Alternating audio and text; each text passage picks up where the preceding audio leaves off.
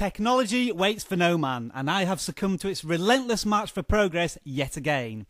Despite my day-to-day devices being barely a year old, I feel like I'm living in the digital stone age. The Nexus 7 2013 is a stunning tablet, powerful, discreet, and it has the perfect dimensions for consuming content, especially reading and playing games with two thumbs. But Google has seen fit to synchronize both the Nexus 7 and larger Nexus 10 into one tablet, and that tablet will be called the Nexus 9. That makes the Nexus 6, which is a smartphone, newer than the Nexus 7, which is a tablet, which in turn makes the Nexus 10 older than the Nexus 9. Whatever. And when it comes to manufacturing the Nexus, you wouldn't exactly describe Google as loyal. Samsung, LG, Asus and Motorola have all contributed to the brand, but with this latest tablet, Google have gone full circle and returned to HTC, the makers of the Nexus 1, to produce this new 8.9-inch tablet. The Nexus 9 is due for release on November the 3rd and will retail at a fairly pricey $399 for the 16GB model. But there are a few justifications for this price, and they all relate to power and performance. First of all, it's packed with an NVIDIA Tegra K1 64-bit processor and a Kepler DX11 graphics card along with 2GB of RAM. Now, I could spout names and numbers at you all day, so to give you some context, BGR.com are claiming that this tablet benchmarks close to a 2012 Mac Pro. That's a fully fledged computer.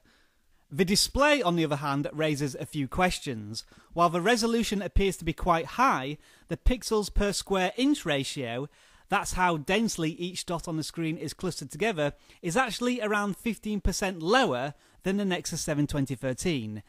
Now, that's unlikely to mean that you will see any blockiness on screen, but you always expect the next model up to be better than its predecessor. But as long as the suspect touchscreen that plagued the Nexus 7 2013 to a small degree is fixed, then I'll be happy. Although I must admit, when Samsung decide to use Super AMOLED displays, they do look delicious. That does give the Galaxy S tablet somewhat of an edge. The aspect ratio is another interesting design point. It's 4:3, which is in contrast to 16:9 dimension you see on most small tablets. Although in saying this, 8.9 inches isn't small. It's a completely foreign tablet size to me, to be honest, but the aspect ratio is the same as a large iPad.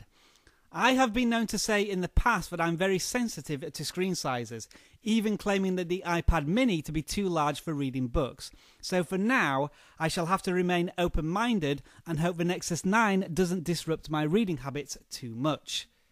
In times gone by, I have also run a personal crusade against tablets that stick their speakers on the back of a device, thus projecting sound away from the user. Well, a round of applause for HTC.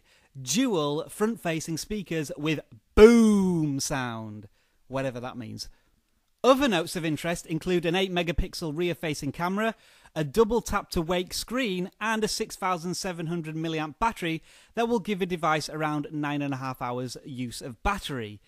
Weight-wise, it does seem a little hefty at 425 grams, but such a thing can only be judged once you have it in your hands, and the design and look of the device appear to be two of the more appealing aspects of the device. A soft grip, thin bezel, brushed metal sides, and a choice of black, brown or white. Of course, none of these things are new, but when they're all combined, along with HTC's pedigree in this field, it's certainly something to look forward to. And anticipation is just as hot for the software. The Android operating system reaches number 5 and will be dubbed Lollipop. Highlights include a new material design, full lock screen similar to what Dash Clock already does, heads-up notifications, and a power-saving feature that promises up to 90 minutes of extra juice when the battery is running critical. Obviously, a lot of these features and more will be unearthed and scrutinised over the coming months. With it being a medium-sized tablet, Google are also boasting some productivity credentials with a keyboard that you can purchase.